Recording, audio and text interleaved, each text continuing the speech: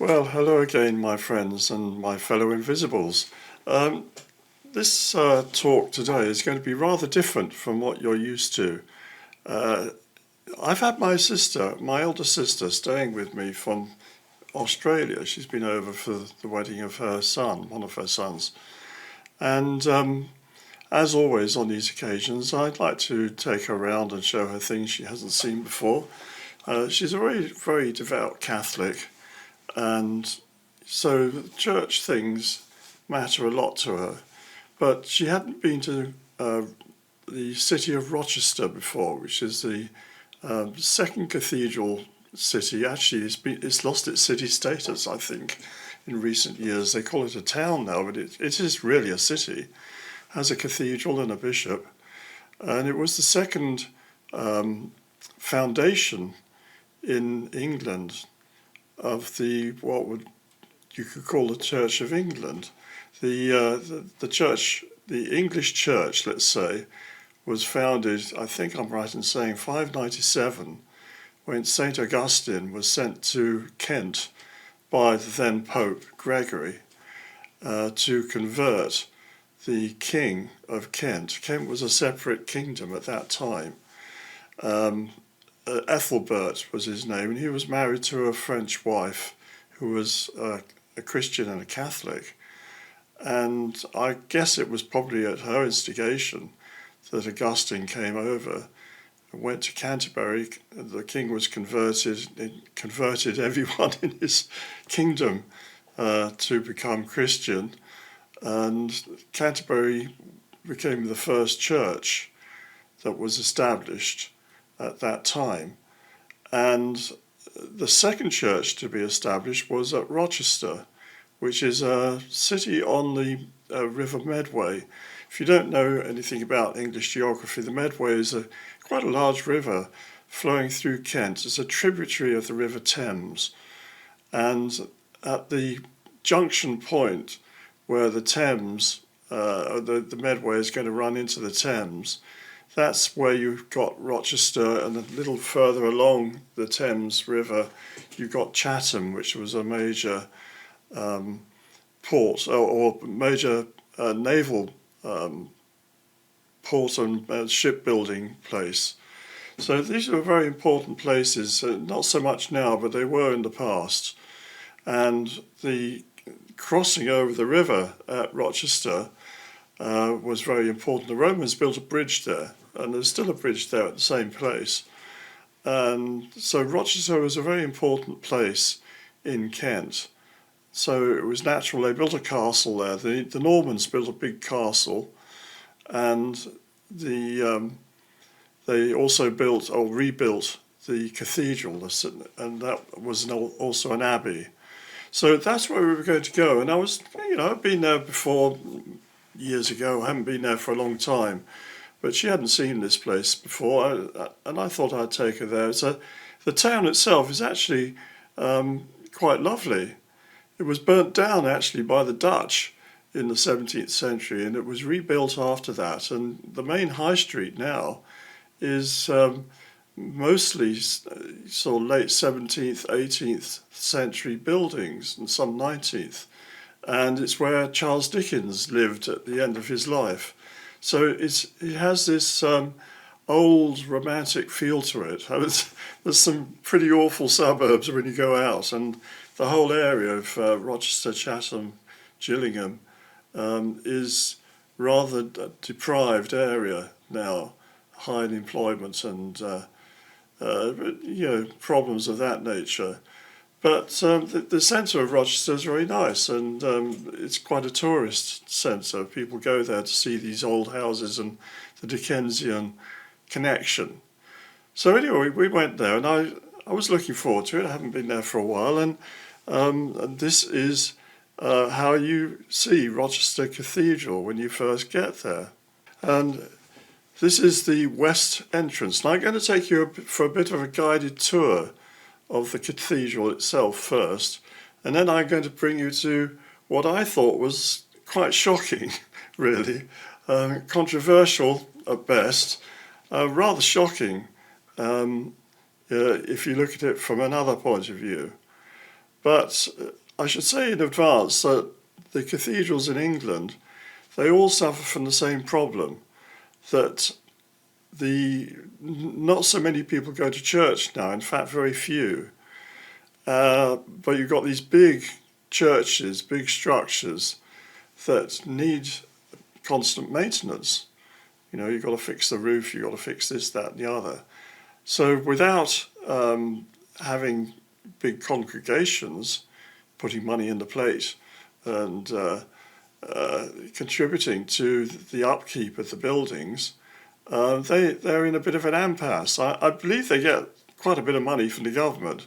And also the Church of England is not poor by any means. They own a lot of buildings in the City of London, for instance. So they get rents and things from those. But all that said, they do have this problem, and they try to meet it in different ways. Some cathedrals charge you to go in.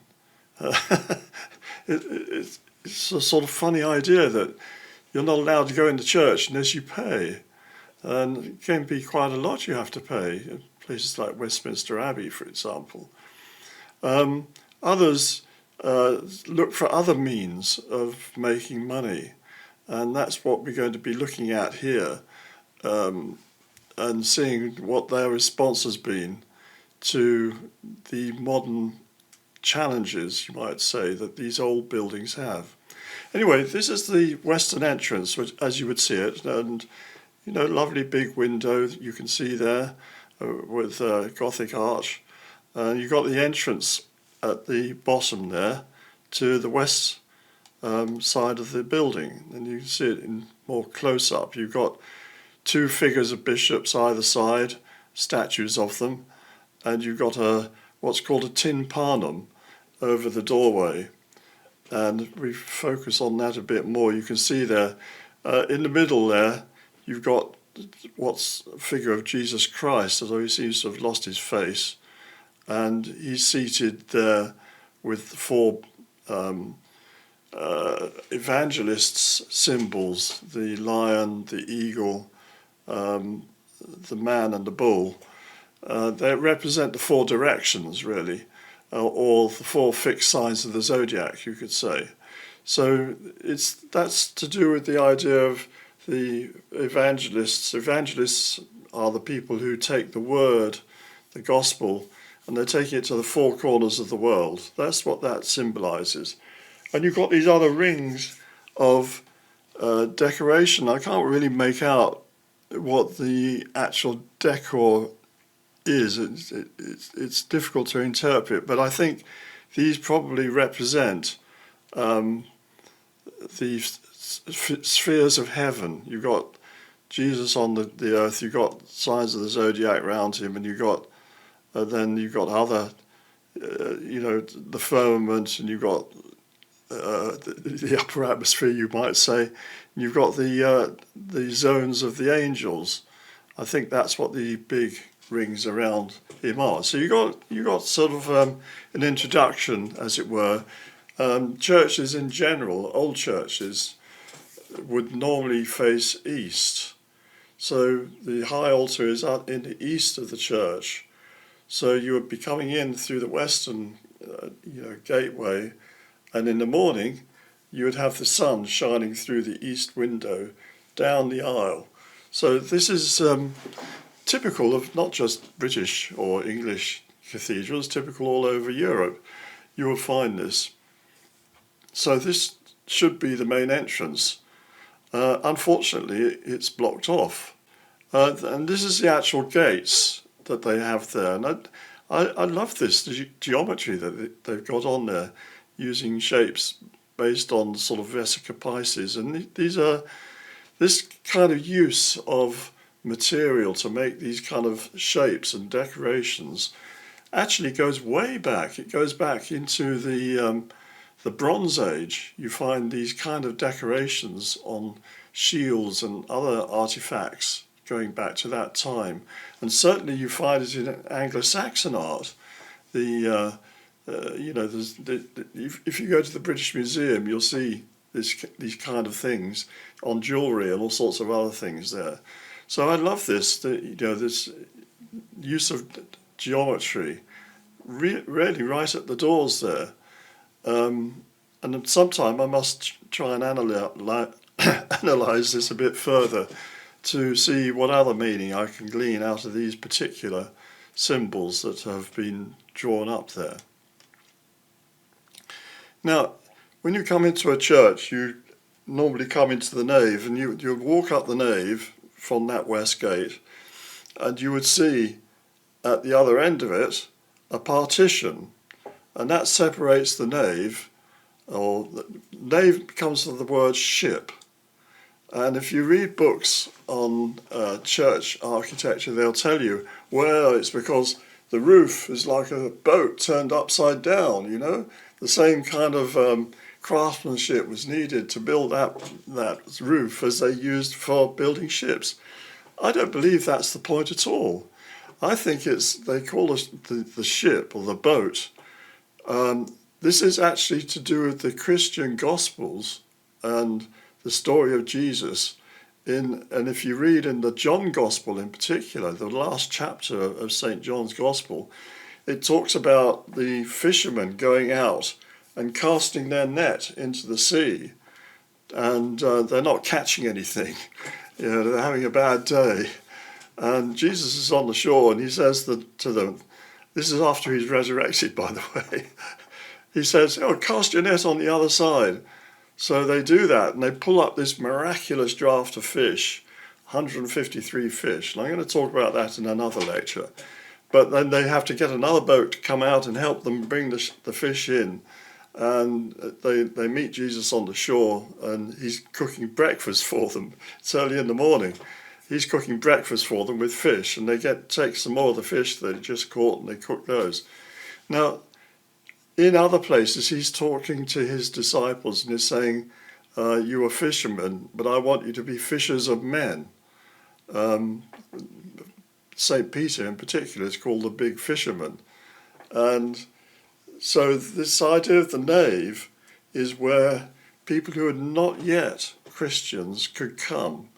They couldn't go into the rest of the church, but they could go into that bit, and there they would be given instruction, and there they would be taught the basics of the Gospels and the story of Jesus, the idea that mankind has fallen and has to be rescued by this rescue mission that Jesus has brought, in order to go to heaven.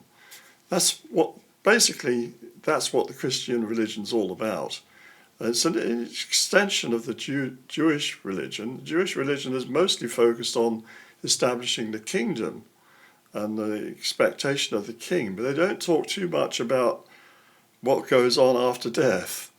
But Christianity does, and it talks very clearly about how you need to be saved, you need to be rescued, to break free from the sort of karma, you might say. We call it sin in Christianity, but you could call that karma, and your karma can be washed away by the blood of Jesus. Now that might sound really daft if you're not being brought up in this tradition, but the idea is that he's taken on the guilt of all the nations, all the world, defeated the devil who is keeping you here with these strings of karma, so that the souls could be released and go back to a higher level of existence than this earth.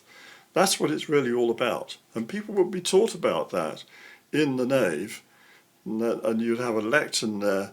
You have a pulpit there, usually in a church, and they'd be taught that most people couldn't read and write, so to have the Bible read out to them. And actually, I was thinking about this yesterday, that if you couldn't read and write, the Bible wasn't translated into your language, so your priest or whoever would have to read the Latin. It would be Latin rather than Greek or Hebrew. He would read the Latin, and then he'd have to translate it for you, tell you what it's all about. He would have to know Latin to be able to do that. So that gave the priesthood tremendous power, because people couldn't read the Bible for themselves. And they could, they needed instruction. And a lot of that would go on in the nave. And that was the largest part of the church, a long aisle, with all the seats in it, like the bottom end of a cross. But at the end of it, you had this screen, which sort of screened off what's called a choir, which would be on the other side of that screen. And normally, certainly in a Catholic church, and this was a Catholic church before the Reformation, you would have what's called a rood on top of it. That doesn't mean rood, R-U-D-E, it's R-O-O-D, and a rood is a cross. You would have a big crucifix there with a crucified Jesus on it, with hands outstretched, suffering, blood coming off him. That would be there, and either side of it you'll have Mary on one side and St John, the apostle, on the other, because in the Bible they're the ones who stay true and faithful to him right up to the end. They're standing at the foot of the cross. So that would be there, and that would be, they weren't hiding it.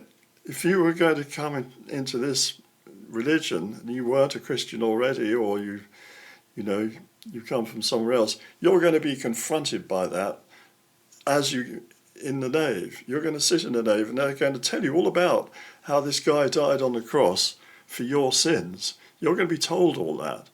So, but now that's been removed, and what you've got there instead are these beautiful organ pipes, actually, and there's a whole collection of organ pipes there that have been added to over the years, and I think it's from roughly about 1760 or something that those have been there.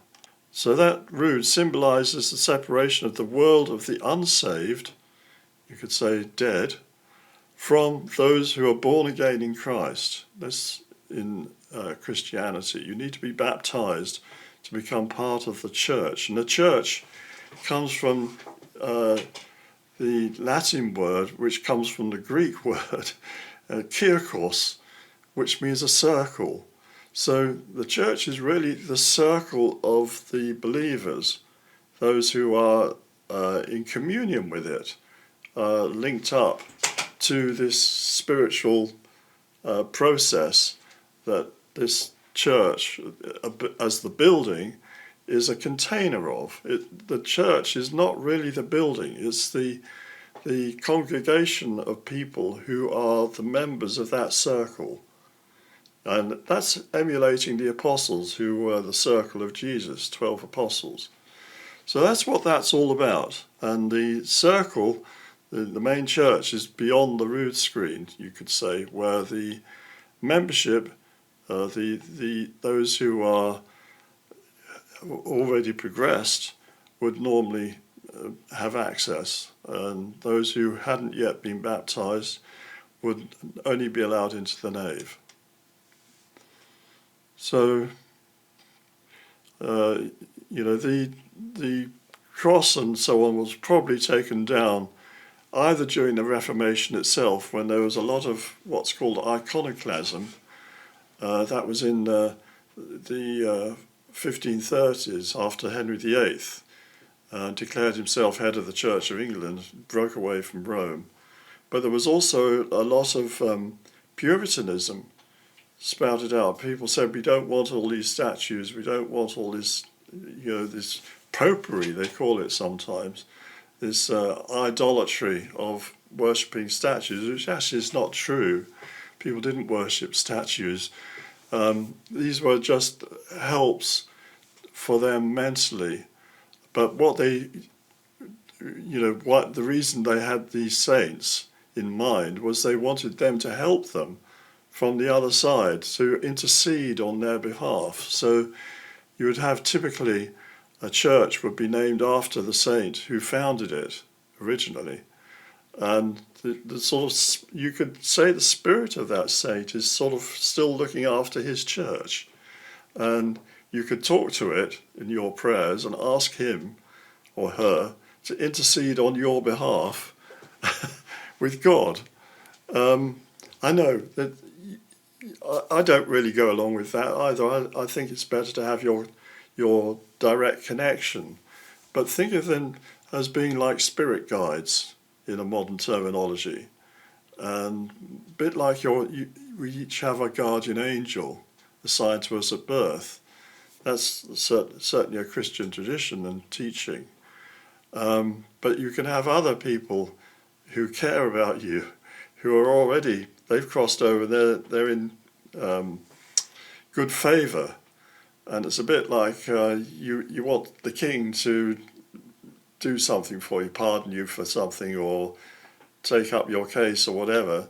You find a courtier who's closer to the king than you are to argue your case for you. So that was what that was all about. Anyway, that was either during the Reformation or later, during the Civil War we had in the 1640s, there was a lot of damage was done to churches because there was this wave of Puritanism. Oliver Cromwell himself was a Puritan, and so the churches were despoiled a lot, and tombs were destroyed, and everything like that. So there was a lot happened. And Church of England churches, originally Catholic, like this one, you do find a lot of defaced statues, had their heads chopped off and things like that.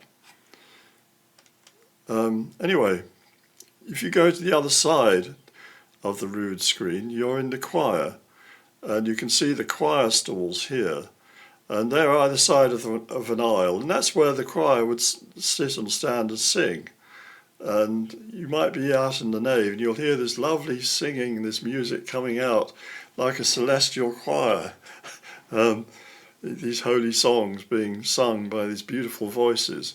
And that's something that the Church of England is very proud of. Its cathedral choirs are among the best in the world. And it's a living tradition. The whole building is then an instrument being played, partly by the organ, of course. The reverberations of the deep notes of the organ can go out, but also these angelic voices, especially the small boys would be in the choir because they got such pure voices. I mean, these days they have girls as well, but in the old days it would be boys, and you'd have these lovely soprano voiced boys singing, and you'd also have men singing with their deeper voices as well, all in praise of God and raising the atmosphere, raising the vibrations of the whole place, the whole cathedral or church. So music and singing has always been a very important part of Christian worship, going way back.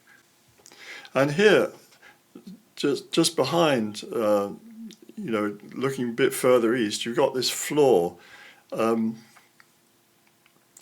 where you can see that this is now we're in the holy part of the cathedral where they carry out the Mass or other, sacraments that they're going to do.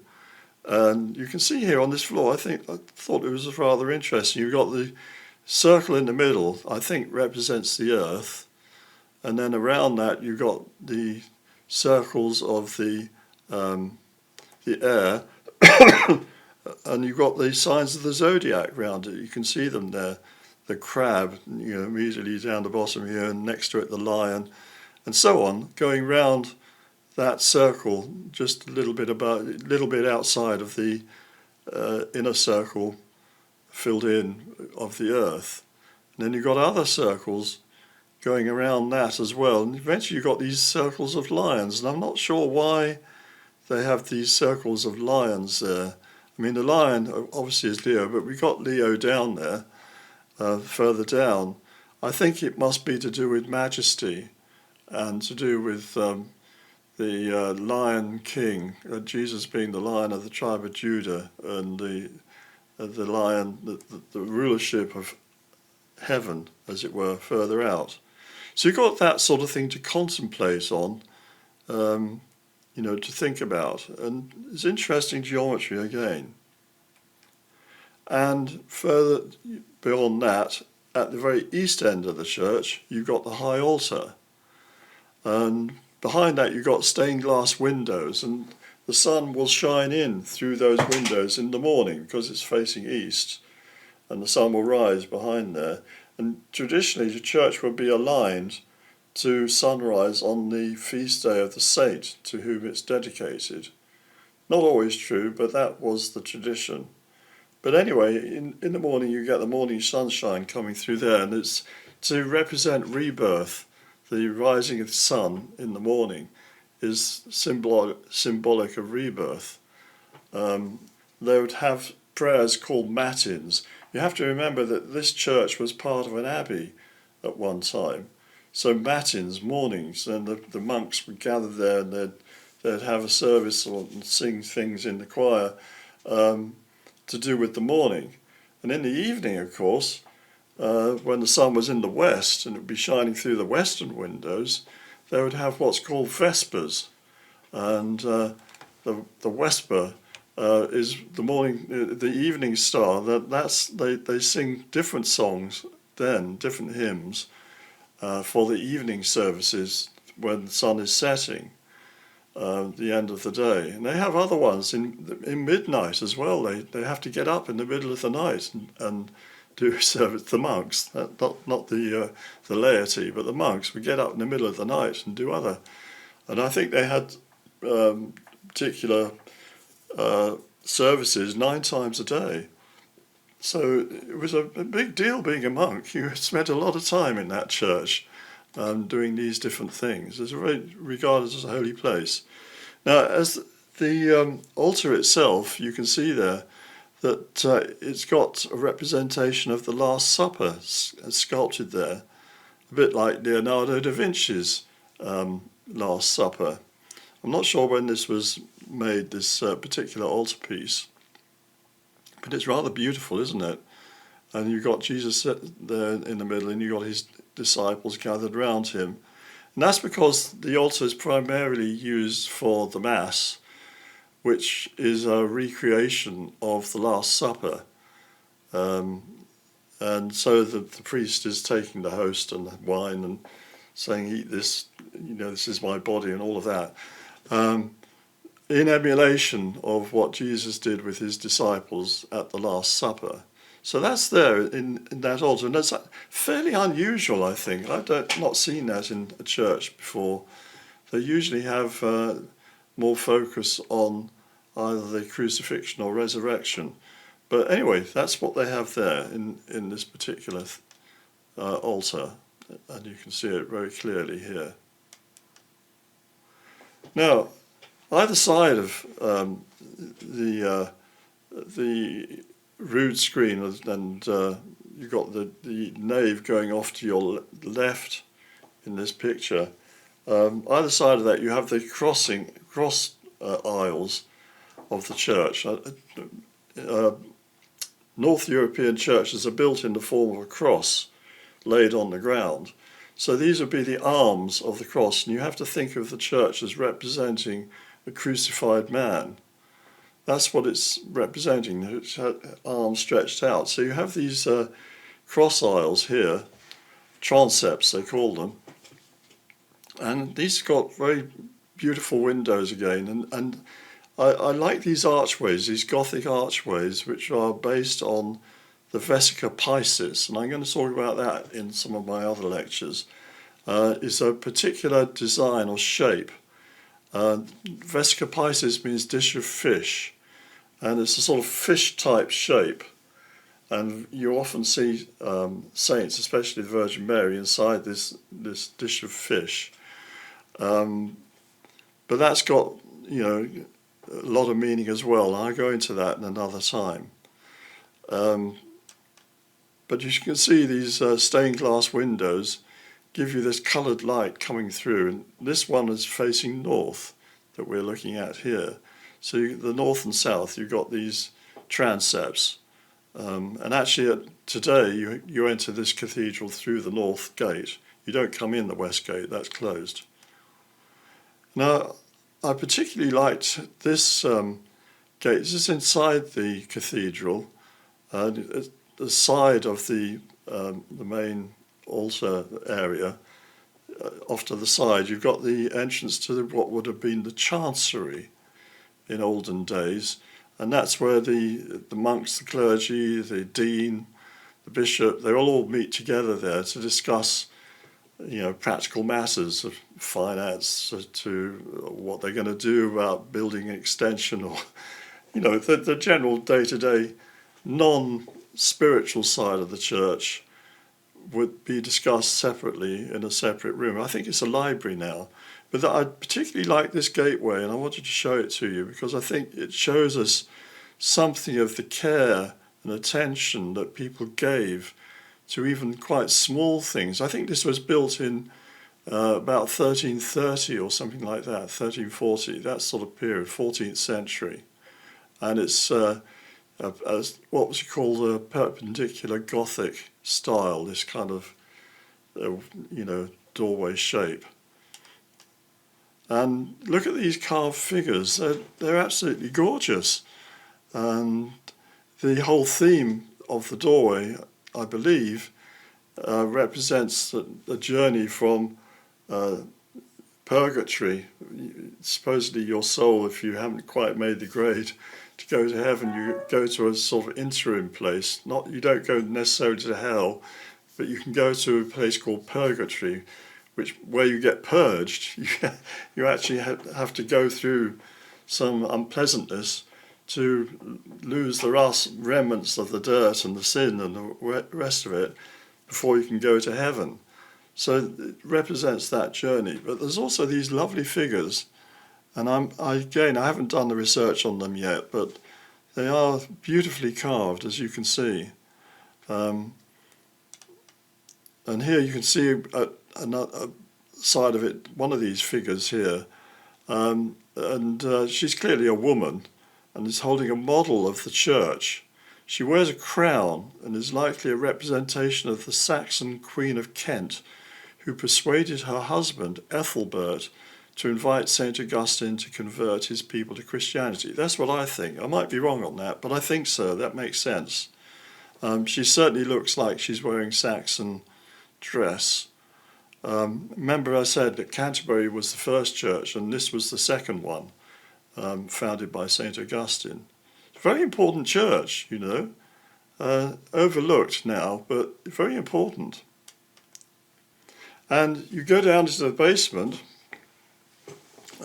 what's called a crypt, and today it's a cafe, Now, in ancient times, I'm not sure what they would have used the crypt for. They might have used it as a sleeping place for pilgrims, because they did get pilgrims coming here on their way to Canterbury, the Canterbury Tales and all that.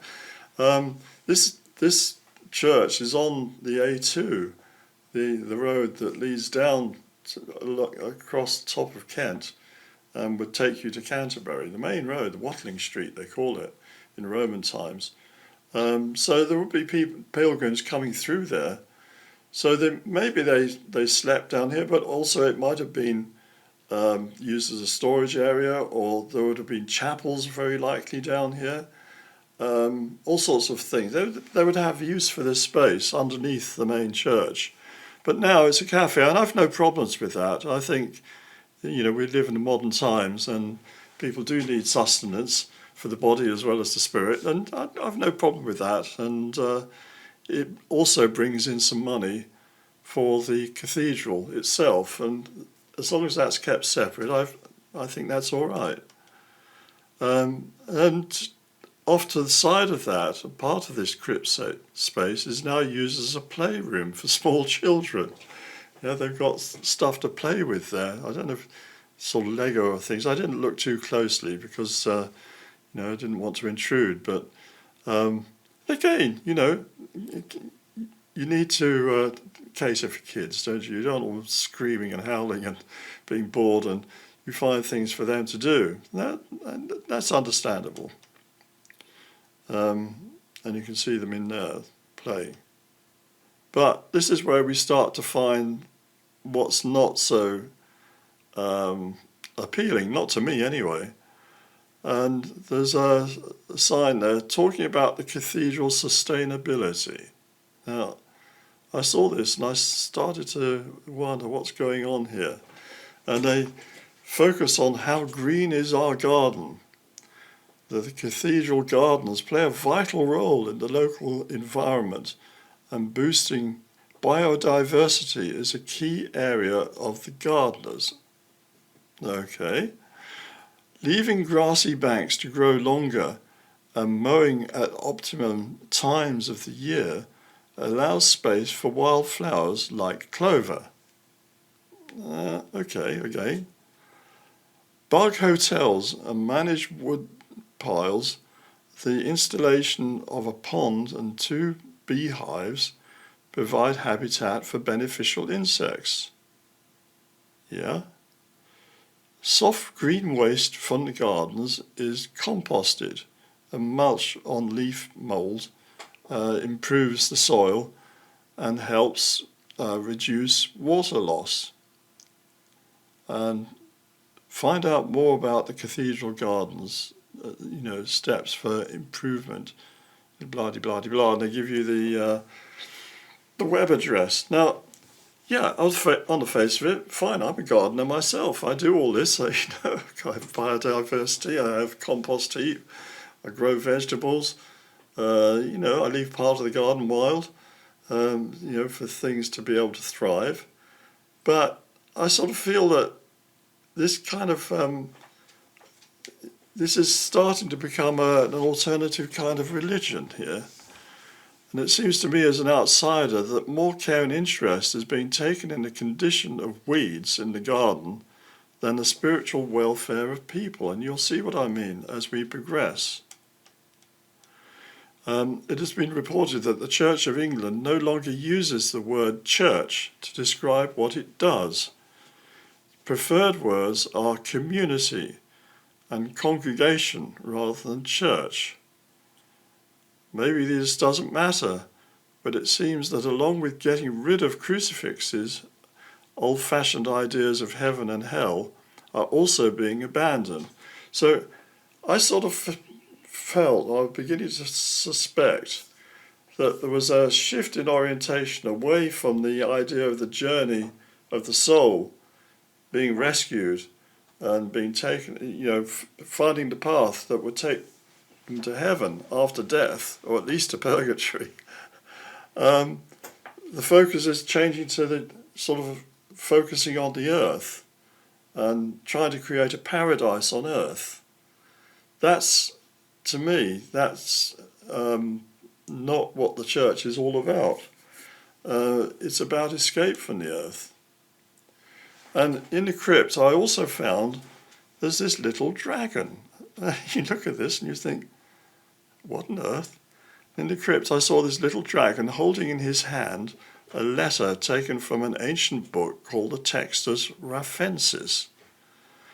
Rochester was once an abbey with monks, and they wrote this text. So they had a scriptorium where the monks would be, hand doing manuscripts and things, and there's a book.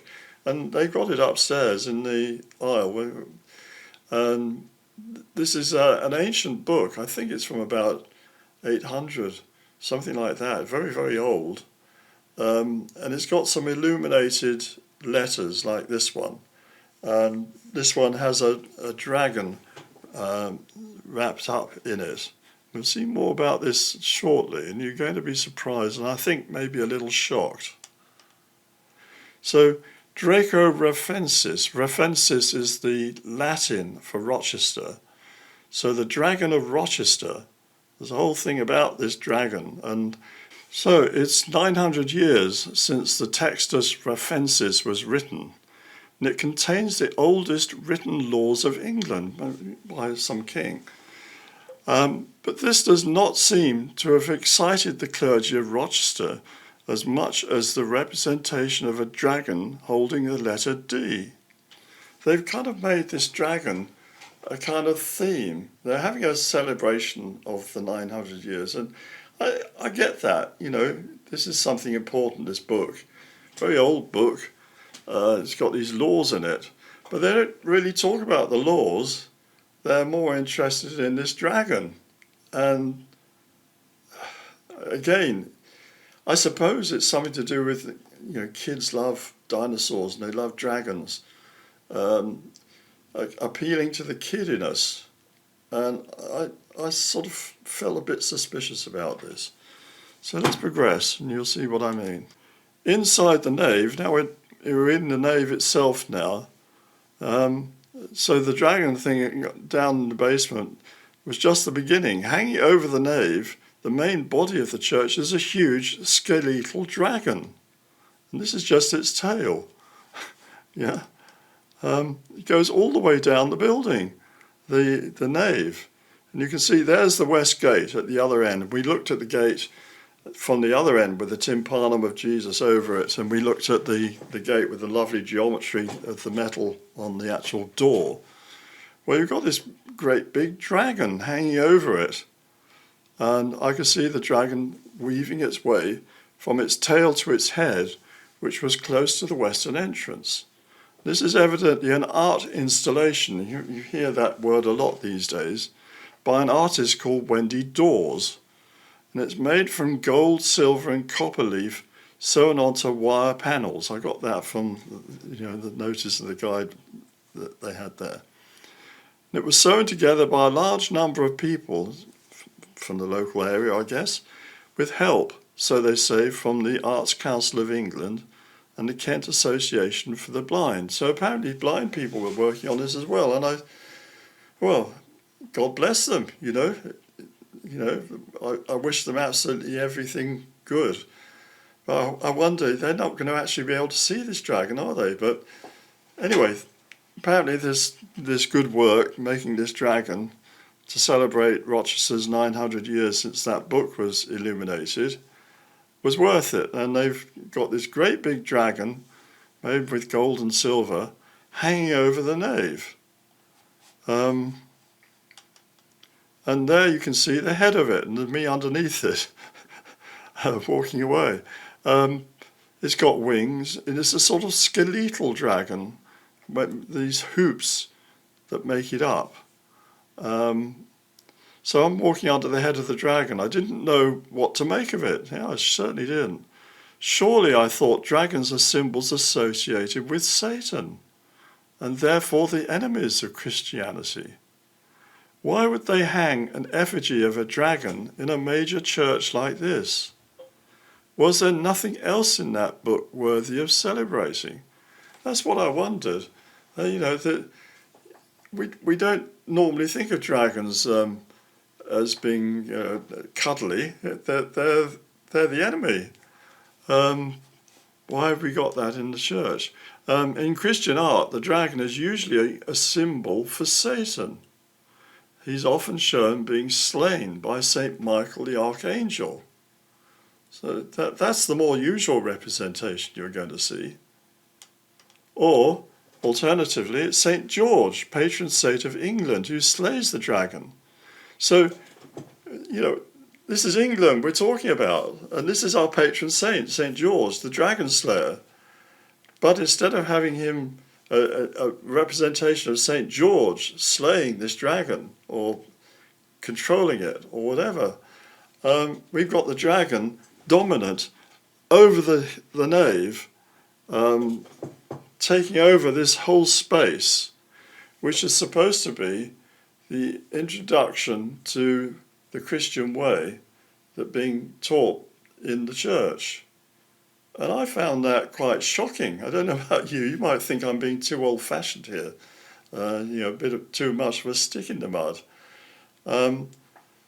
But it seems to me that those who made the dragon wanted to subliminally signal to visitors that the doctrine of evolution was as truthful as the religion of Christianity.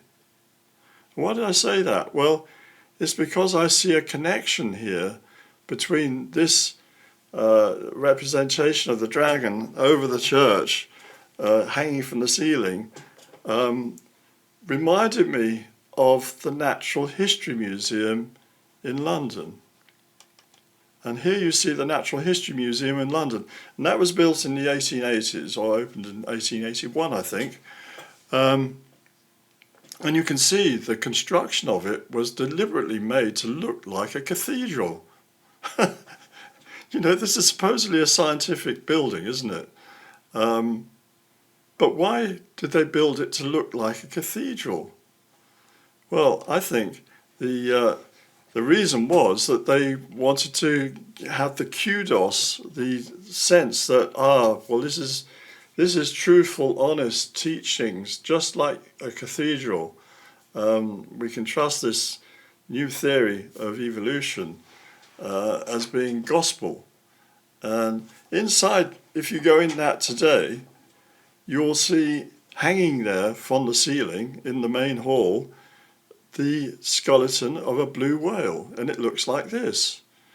So I think the lady, Wendy, whatever her name was, had seen this and thought, well, let's make our dragon look like this, and it'd be like, you know, kids love dinosaurs, don't they? They absolutely love dinosaurs. And the Natural History Museum always used to have Diplodocus in the main area. Great big dinosaur with a long neck and a great long tail, bones, and standing there. Well, they've moved Diplodocus away. They've got this hanging blue whale now. The symbol of ecology. We've got to preserve the blue whale. We've got to preserve the marine life on the sea. We've got to preserve species that might go extinct. The focus is on the earth, and the idea is that these things have evolved. Now, there's no proof of evolution, and it's actually, if you really think about it, it's just as even more unbelievable. It's believable to me that an intelligent mind could create something like the human body, or create the blueprint for it and execute it. You know, even a small microbe is an incredibly complex thing. But to say that molecules could just join together willy-nilly, amino acids or whatever, to form the first proteins, and that could sort of willy-nilly turn into DNA and start making things that evolve and split, and then the microbes turn into bigger things and fish, and the fish come out of the water and turn into frogs, and you know, the whole thing is actually a fiction. It's a scientific fiction, and very satanic, to take you away from the idea of creation, of being the handiwork of God. So I see that the people running Rochester Cathedral have fallen for this, and they think that the kids love dinosaurs. Let's put a dragon that's like a dinosaur, isn't it? Hanging there, they'll love it, you know. And the mums will bring the kids into the cathedral, and they'll be introduced to going there. They'll start using the cathedral again, and it'll be part of the community. And the word that matters is community. So that's what I see happening. So this hanging skeleton here looks very like the gold and silver dragon hanging in Rochester Cathedral.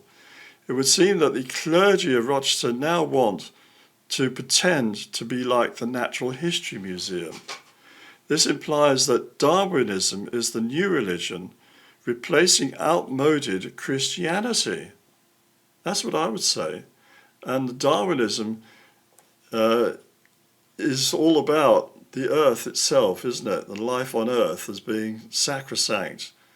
And so you mustn't do this, you mustn't do that. We're told not to release carbon dioxide in the air. Well, carbon dioxide is plant food. The plants won't grow without carbon dioxide, and there's very, very little of it in the air. If we had a bit more, it'd actually be better for them. So there's a cycle, a carbon cycle it's called, and the carbon dioxide goes in the air, the plants take it, they grow, they either die and then they break down, or they form coal or something, or else we harvest them and we use them for food. Or animals eat them, and then we use the animals.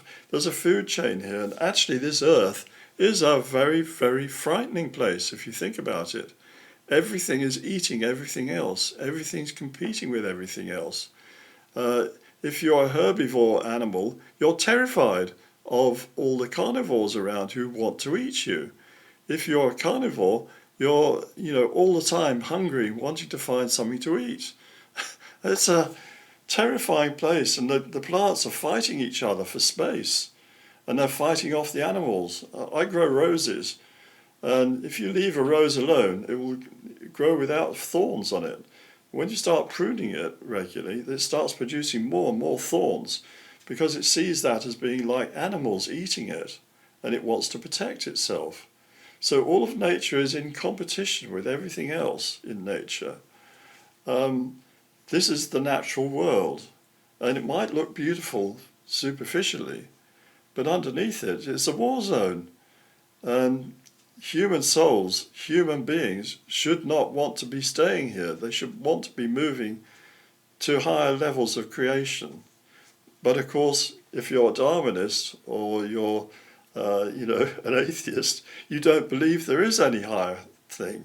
You believe that the best we've got is what's here, and you don't believe that you have a soul. But that is antithetical to Christianity, that teaches that you do have a soul. It's imprisoned here, and you want to escape from this prison. So, looking at the great dinosaur dragon emblem hanging over the nave of Rochester Cathedral, I could only imagine how Satan himself must be laughing his socks off.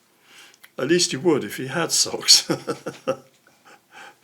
The Rood crucifix has long gone, and now a new image of the red dragon hangs over the second church founded by Augustine in England. That's how I see it. Maybe I'm old-fashioned, maybe I'm being stupid here, maybe it's just a bit of fun, maybe it's just a recreation of a little drawing made by a monk around the letter D.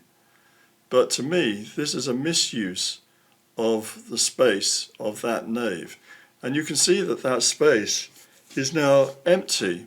It's an empty zone, an empty area. They've taken all the pews out. There used to be pews in there, the long bench seats that you could sit on. And people would come along for services and they'd sit on those benches. Those have all been taken out as clutter. It seems like a joke, doesn't it, to hang this big dragon up. But I'm sure the idea is that a natural history museum is always busy. Yeah, they have huge crowds going through there. All the museums are. And it's the attitude now is that a church like this is actually a museum. It's something to gawp at. It's something to visit like you would a museum. And they want to attract people. And they need exhibits for them to look at. So let's put up a big dragon, image and talk about the book and the lettering. That will bring in the crowds. And we could be like the Natural History Museum. But is that really the purpose of a church? I take you back to the sustainability. The takeover of the Church of England has been done by stealth. The cover story is environmentalism. The dragon is a pagan symbol for the reptile in each of us. Christianity is all about taking control over our lower self as we seek the higher. We're trying to take control over our lower instincts, our animal nature, so that we can manifest or free our soul, a higher self. It's clear that the new religion of the C of E is environmentalism. Paradise is not away in heaven, they tell us, but here on earth. This actually is paganism. So I see a reversion to paganism, the worship of the earth, the worship of nature spirits, the worship of the compost heap. That is actually paganism, and it's not Christianity. Not in my book, anyway. And of course, the staff of Rochester have form when it comes to abusing their sacred space. Now, this is really, really shocking, I think. A few years ago, they turned the nave into a mini golf course. Yeah, you can see, this is the nave of Rochester Cathedral. You've got the Rood screen up there with the organ pipes on it. And here you have a mini golf course, actually in the nave of the cathedral. To me, that's outrageous. But I'm old-fashioned. But they were not the only ones to see their church as potential fairgrounds. And you had in Norwich Cathedral around the same time, they actually put a helter-skelter inside their church. Norwich Cathedral. You see the nave of Norwich Cathedral here, they're helter-skelter. They're turning their venerable church into a fairground. But at Rochester, just to cap it all, it seems that hanging dragons from the ceiling is not the end of it. Rochester Cathedral is now used for music events of a very secular type, jazz and blues. What are we to make of this? I mean, instead of having church music, singing choirs and heavenly souls, raising the tempo of the cathedral to take you to heaven, they're going to have you listening to jazz, which is music from nightclubs, isn't it? It's sort of discordant music associated with getting drunk, taking drugs even. And the blues is all about music about sorrow, and it's about heartbreak, and it's about how hard life is, and really bring you down. Or it's about guitars and the phallic symbolism of the guitar and mad hysteria for pop groups and so on. Is that really appropriate for a cathedral? But it's not only Rochester that's doing this. These cathedrals do have good acoustics. So I can see why they might say, well, we got this big space. It's actually a big hall. No one's using it. Let's use it. We charge entrance fee, and we'll fill it up with these people who want to listen to jazz and blues and whatever else they want to listen to. They'll bring some much needed money to run the cathedral, and the rest of the time we'll do holy things. But if you abuse a building like this, you actually change the atmosphere of it, and you deconsecrate it actually. And that, I think, is what's happened. But it's not only there. This is Canterbury Cathedral. This is the big cathedral in Canterbury in Kent, the place where Thomas à Becket was murdered, the place where Chaucer's Pilgrim Progress, the people were coming to Canterbury to visit the tomb of Thomas à Becket. Well, now they hold sort of boozy discos inside the cathedral. And the participants all wear headphones, so they have DJs there, and they're broadcasting, Wi-Fi or whatever it is to the headphones, and so they're all listening, and so it's not booming around the cathedral itself, but they're all tuned in and they're all dancing away, and half of them drunk. Is that an appropriate way to use the foremost, the senior church of the Church of England? The most important, the most senior prelate of the Church of England is the Archbishop of Canterbury. This is his seat, Canterbury Cathedral. This is what they do with it. I'm really shocked. So, before I leave this, I don't want to leave on a bad note. I want to say a few words about what I think should be done with the nave of not just Rochester and Canterbury, but other churches too. And I think they should, or cathedrals particularly, I think they should remember what the nave was all about. It's the boat where the fishermen are catching the fish, bringing in the people who are going to, become Christians, you hope, rescuing their souls, taking them out of the waters and to rescue them. That's what it's all about. That's what Christianity is all about. And it's all very well sending missions to Africa, to Asia, to South America. But what about here in England, where the majority of people now, or the white English, you might say, have no religion? They've been atheatized. The fake religion of Darwinism has been trumpeted. People have become lazy, apathetic. They haven't followed their own religion. So I think what they should do is the churches should be a sanctuary for people from the hurly-burly of life in town, you know. And I think within the church itself, they should put in a really good sound system inside the nave, and they should play meditative, calming music through the day. Gregorian chants maybe, or maybe Thomas Tallis, or maybe other, you know, the lark ascending. Music that calms and nourishes the soul and create a wonderful atmosphere inside that cathedral. That will draw people in. They'll come there. They'll want to escape the hurly-burly of life, their worries, their fears, to come and sit somewhere where they can just feel calm. After all, that's why people turn to Eastern religions like Buddhism. They turn there because they want calm and they want to be able to think and meditate. We could do that in Christianity as well. But I would like to add something else, and I think that naval area should have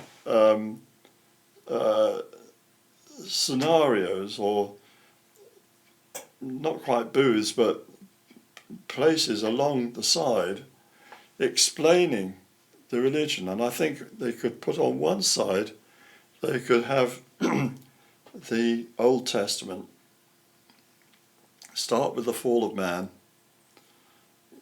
talk a little bit about Abraham and the descent from that, and the Moses and the Ten Commandments and the prophecies for a forthcoming Messiah. I would do that on one side. On the other side, I would have the Christian story, the birth of Jesus coming to earth as a star, the teachings, the miracles that he performed, the things he taught, maybe coming up to the Last Supper and the crucifixion, and then the resurrection and the descent of the Holy Spirit on the 50th day, Whitsun. Put those things in with explanations and symbolisms and pictures taken from great art, if you like. There's plenty of great art that's available to do that. You could reproduce them on posters, you know. Put that down aside so people could come into the cathedral, they could walk along, and they would learn the story of what this is really all about.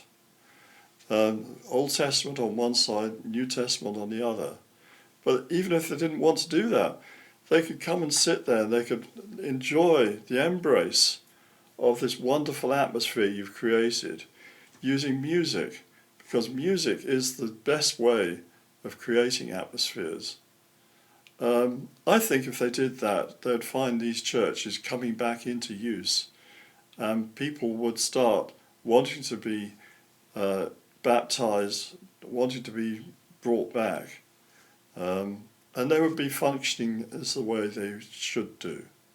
So that's my take on it. I'm not judging the people who've put up the dragon. I'm sure they're very nice people, and they have all the best intentions in the world, and they want to entertain. They want the people to come in, and they give them something that's a bit of fun. The children will enjoy.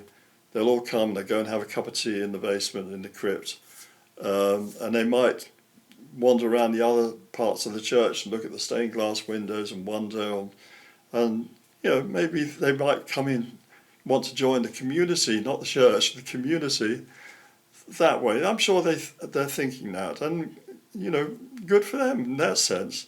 But I do think the use of the dragon as a symbol is a very bad image, and it kind of symbolises what's happened to Britain itself in this present period. It does seem that Satan is hanging over us as a nation and destroying us, or wanting to destroy us, and conquering our churches must be you know, something you'd be very, very proud of, and to have his emblem, his symbol, hanging over it would be a great victory, and I'd like to see it come down, I must say. So thank you very much for your time, and I'd love to hear your comments on this, good or bad. You might think I'm an old stick in the mud, and anyway, I'm not even the Church of England, so it's none of my business. But, you know, I have the right, like everyone else, to throw in my tuppence worth, and let's take it from there. And if you like this channel, do consider subscribing, and if you like this video, give it a like. And I also have a Patreon page, and I'll put a bit more about that shortly. Okay, take care, my friends. Bye-bye.